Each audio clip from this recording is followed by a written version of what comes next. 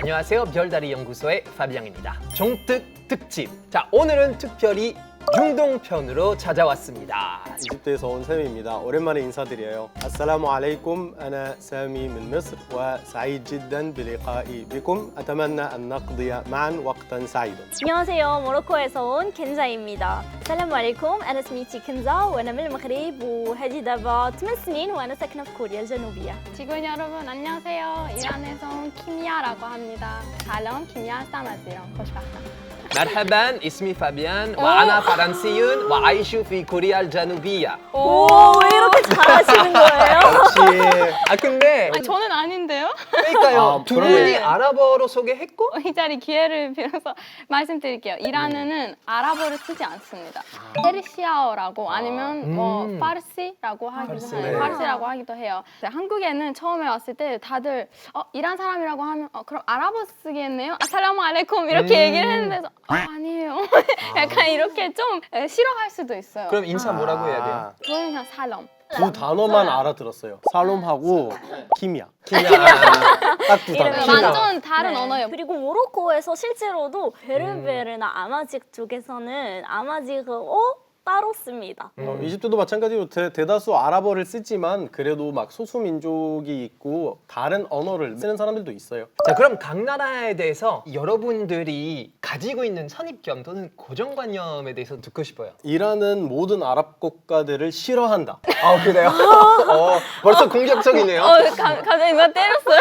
이란은 시아파니까 순위파랑 많이 싸우기 때문에 거리감이 있다 이런 선입견도 있습니다. 모로코에서. 네, 종교 싸움이 많이 네. 있었죠. 옛날부터 네. 역사적으로 봤을 근데 때. 이집트 사람으로서는 저희가 이란과 종교적인 갈등이 하나도 없어요. 정치적인 갈등입니다.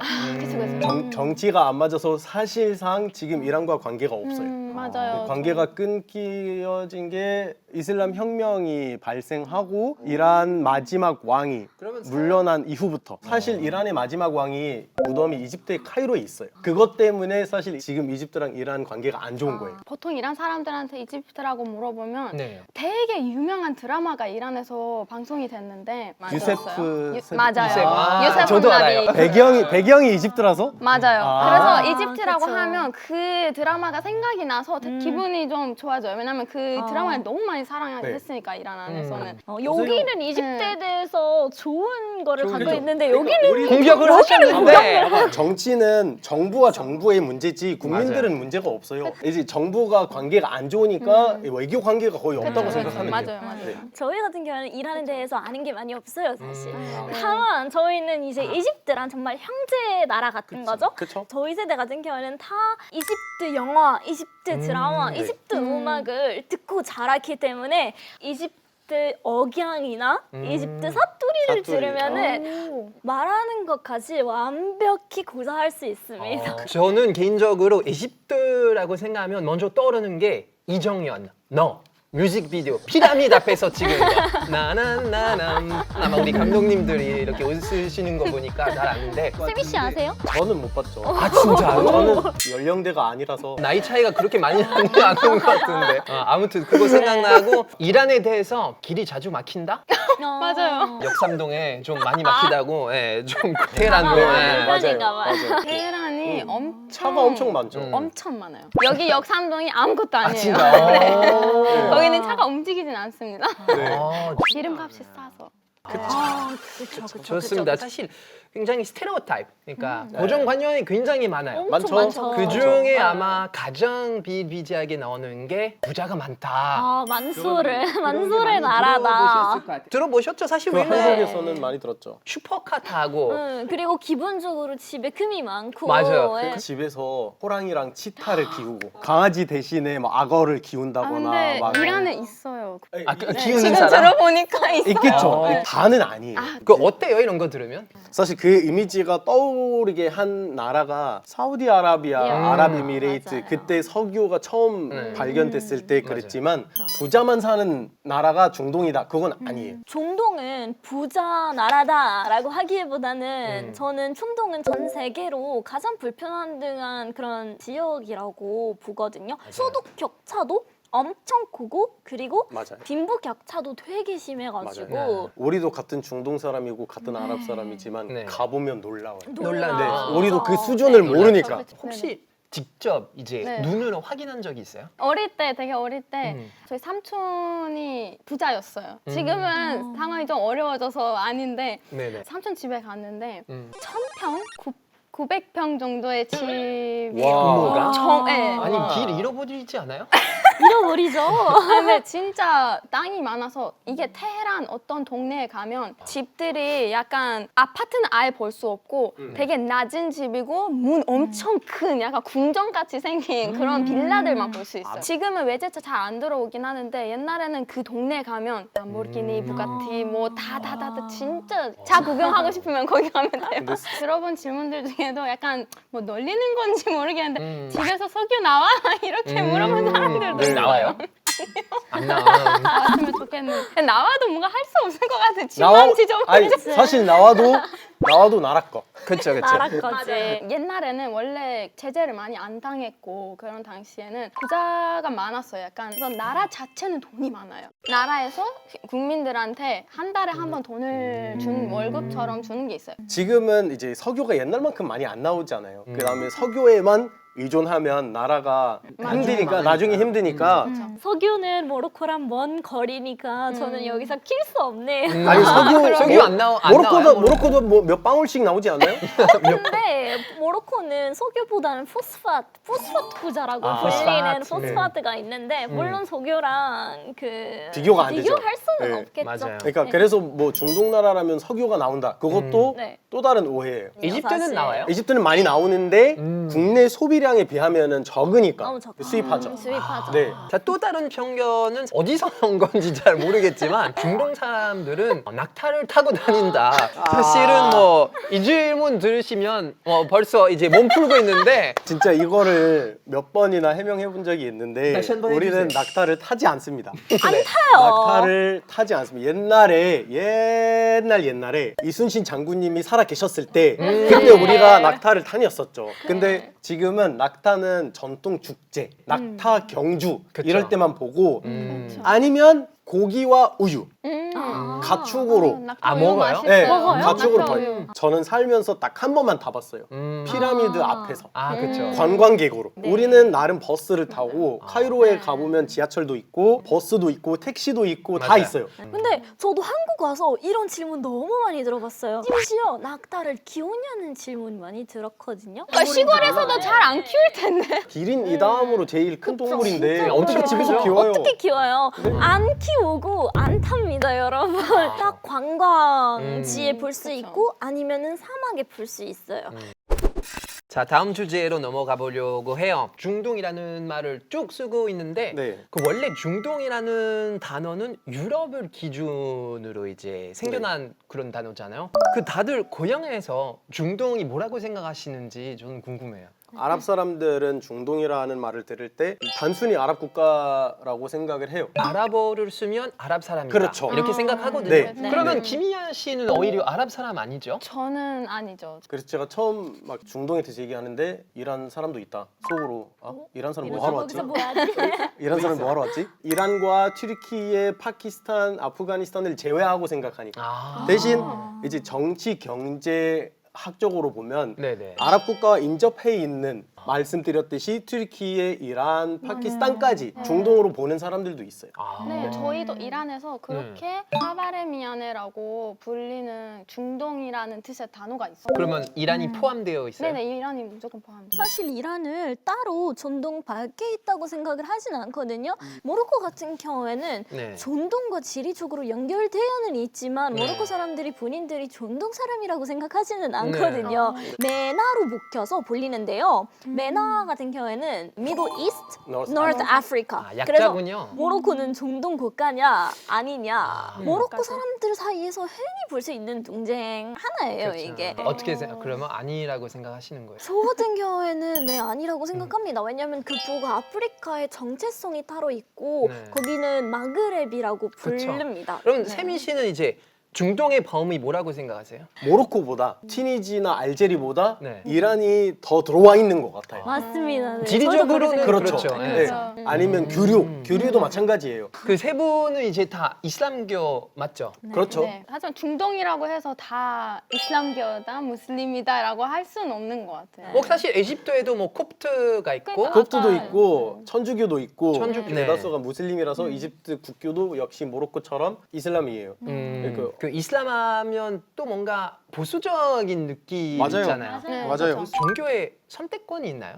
없습니다. 저희도 없습니다. 무슬림 아빠, 무슬림 엄마 사이에서 태어난 아이 자연스럽게 왜냐하면 이슬람이 자녀를 돌보면서 이슬람을 가르치라고 가르치니까 근데 종교는 아무래도 굉장히 주관적인 거잖아요. 다른 종교로 개종할 수 없는 거죠. 개종할 수 있죠. 그러니까 여기서 나름 개종 절차가 따로 있어요. 얼마든지 할 수는 있는데 그에 따라오는 이제 결과를 본인이 감당할 줄 알아야 돼요. 이집트 법이 종교 3개만 인정합니다. 유대교, 기독교, 이슬람. 그 종교 중에 하나도 안 믿는다면 신분증을 만들 수 없어요. 신분증에 쓰여 있어요? 네, 남성, 무슬림, 미혼 이렇게 나와 있거든요. 우리는 그냥 시스템에만 나와요. 저는 이렇게 배웠어요. 이슬람교에서 네. 다른 종교로 개종을 하면 안 된다. 종교 율법이 법이 되는 경우가 되게 많아서.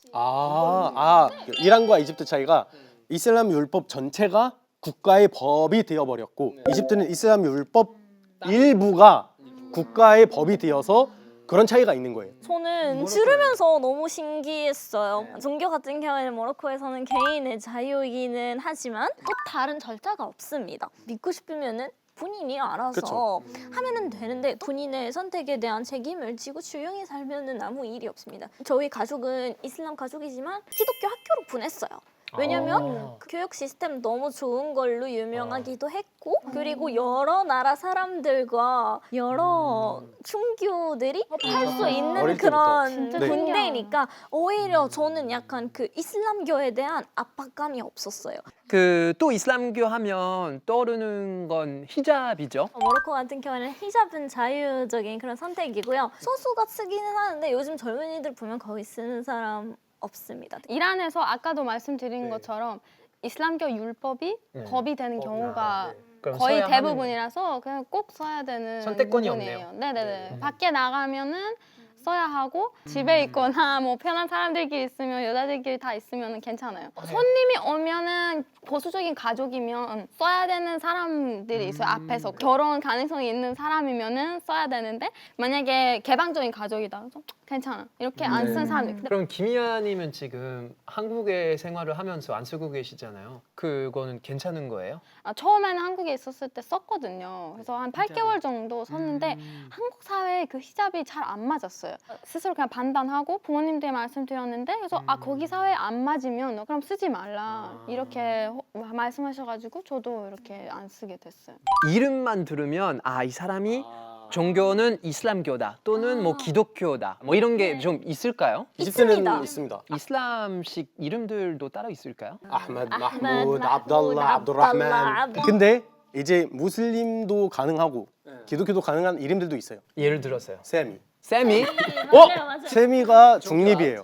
꾸란에서 나온 이름도 아니고 그렇다고 성경에서 나온 이름도 아닌 순수하게 아랍에서 좋은 뜻을 가진 그냥 이름. 원래 세미 라샤드라고 소개를 하는데 라샤드도 중립이에요. 무슬림인지 기독교인지 알아야 상대방을 어떻게 배려할 수 있을지 알잖아요. 이제 확실하게 저는 그 무슬림입니다 이렇게 밝히고 싶을 때 저는 세미 모함메드 라샤드라고 합니다. 모함메드까지 껴. 모함메드를 생략해서 라샤드만 얘기하면 헷갈리니까 자 그러면 종교적으로 이제 금지된 뭐 말이나 행위 같은 게 있을 것 같아요. 흔히 말하자면 뭐 거짓말, 본인이 나중에 지키지 못할 약속. 그러면 이제 전화를 끊고 전화할게. 그러면 무조건 전화해야 돼요? 이거 제가 약속을 해. 밥 먹자. 뭐 꼭 이런 얘기하고 것들. 싶어요. 이집트 카이로에 위치한 한국어 학과에서 한국에 대한 선입견 중에 한국 사람들은 거짓말을 잘한다. 밥 먹자고 왜? 하는. 나중에 전화할게. 다음에 밥 먹자. 밥 사주겠다고 했는데 아직까지 밥 안 사주고. 연락하겠다고 밥 하는데 아직도 오지 않은 전화. 저도 이거 인사말이라는 거를 받아들이는데 진짜 시간이 오래 걸렸어요. 뒷담화도 엄격하게 금지되어 있어요. 뒷담화가 꾸란에서 진짜 끔찍하게 진짜 얼마나 끔찍하게. 끔찍하게 나오냐면 친구의 의 시신을 뜯어서 먹는 느낌. 맞아. 그 내용이 딱 있어요. 그럼 스트레스 어떻게 풀어요? 굳이 현장에 있는 사람 얘기를 하면 되지. 왜 뒷담화를 그렇게 좋아해요? 제가 봤을 때 이 세 분이 나가시면서 이렇게 파비앙이 아까 진짜 짜증나는데 짜증나는데 그치 파비앙이 왜 MC 자리에 있는지 나는 아니에요. 모르겠다. 막 만약에 이런- 할 거면 앞에서 해요. 태어나서 한 번도 안 해봤다 이거죠? 아니요, 누가 그랬어요? 사람은 실수는 하잖아요. 그렇죠. 근데 프랑스에 대한 선입견 하나가 프랑스 사람들이 너무 솔직해가지고 맞아요. 뒷담화를 하지 않고 아니요 해요. 앞에서 얘기하고 그리고 나가서 이제 또 한 번 얘기해요. 그러면 이제 대표적으로 금지된 음식 중에 아마 돼지고기가 있지 않을까 싶은데 그럼 돼지고기 외에는 다른 고기는 괜찮은 거예요? 가축 중에 뭐 염소, 소, 물소, 사슴, 양, 좀 낯설어 보이지만 얼룩말까지 먹을 수 있는데 이런 거 다 먹을 수 있죠. 대신 도축할 때는 할랄 방식으로 도축해야 먹을 수 있는 거죠. 삼겹살은 안 드셔보셨나요? 한국에? 사실은 회식할 때 삼겹살 집에 가서 이렇게 삼겹살 이렇게에다가 뭐 김치 구워 먹고 쌈싸에다가 소주 한 잔 뭐 이렇게 하지 않아요? 송년회라든지 막 이런 거에 많이 참석했는데 어떤 음식 먹어요 그러면? 된장찌개. 계란찜. 뭔가 아시는 분. 아, 그 다음에 소주 대신에 사이다. 대신 소주 잔에. 진짜네. 아 진짜요? 왜냐면 아, 분위기를 맞춰줘야 되니까. 아. 근데 솔직히 한국에서 진짜 돼지고기 안 들어가는 음식이 거의 없습니다. 많이 없죠. 진짜. 참치 삼각 김밥인데 왜 돼지고기 함유인지 이해가 저는 사실 처음에 한국에 왔을 때 햄버거를 먹고 싶은 거예요. 근데 생각 없이 저는 가서 먹었는데 맛이 좀 달랐어요. 그래서 뭐지? 딱 보니까 헉, 돼지고기였어. 그래서 그러니까. 저는 먹어본 적이 없으니까 저한테는 좀 새롭고 약간 좀 이상했어요. 김현 씨처럼 모르고 먹은 돼지고기를 계산하면 한 1kg 정도 되지 않을까? 10년 동안. 그치 모르고 먹으면 괜찮은 거죠. 그렇죠. 해산물 천국인 부산에 가서 해산물로만 만들어지는 그 짬뽕 시켜서 먹는데 젓가락으로 뭔가 잡는데 보니까 고기예요. 물어보니까 우리는 특별한 맛을 내기 위해서 돼지고기를 넣어서 한다. 돼지고기를 넣어서 한다. 아. 진짜 당황했어요. 그 부모님들이 그러면 이제 돼지고기 들어가는 음식 많으니까 아 그래도 괜찮아 우리 딸 그래도 먹어도 된다 뭐 이런 얘기 하신 적 있나요? 저희 아빠 같은 경우에는 그냥 비스밀라 하고 맛있게 먹어 라고 하시거든요. 비스밀라라고 하는 것 자체가 신에게 약간 빌고 먹으라는 거잖아요. 어느 정도 그래서 한국에 살려면 이런 부분을 알고 받아들이고 와야 된다고 생각을 해요. 한국 사람들이 신기해하는 또 금지 문화 중에 하나가 그 금주죠. 술 못 먹는 거. 이슬람교에서는 술을 아예 금지하고 있죠.